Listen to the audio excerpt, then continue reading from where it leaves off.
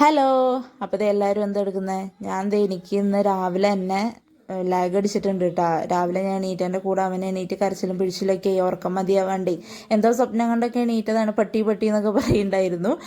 പിന്നെ അവനങ്ങ് ഉറങ്ങിയില്ല. അപ്പം ഞാൻ വേഗം എണീറ്റ് വന്നപ്പോഴേക്കും അമ്മ വന്നിട്ടുണ്ട്. അമ്മ ദേ ചോറൊക്കെ അടുപ്പത്തിട്ടു. ഞാൻ പിന്നെ ഇരുന്ന കുറച്ച് പാത്രങ്ങളും കാര്യങ്ങളൊക്കെ വേഗം കഴുകി അവസാനിപ്പിച്ചു. ഇതിൻ്റെ ഇടയിൽ കൂടെ നാളത്തെ പരിപാടിനെ കുറിച്ചും അങ്ങനെ ഇങ്ങനെയൊക്കെ കുറേ ഇങ്ങനെ കലപില എന്ന് ഞാനും അമ്മയും കൂടി പറയുന്നുണ്ട്.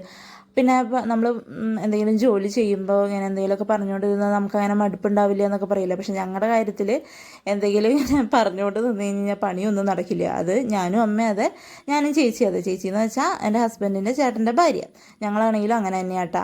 പിന്നെ അതേ ഇന്നപ്പോൾ പ്രത്യേകിച്ച് കറികളൊന്നും വേണ്ട, മീൻകറി ഇരിപ്പുണ്ട്. പിന്നെ ഇന്ന് അപ്പത്തിന് അതേ അരച്ച് വെച്ച് നല്ല അടിപൊളിയായിട്ട് പൊങ്ങി വന്നിട്ടുണ്ട്. പിന്നെ അതിന് നമ്മളിന്ന് ഒരു വെറൈറ്റിക്ക് ഗ്രീൻ ബീൻസ് കറി ആക്കാമെന്ന് വിചാരിച്ചു.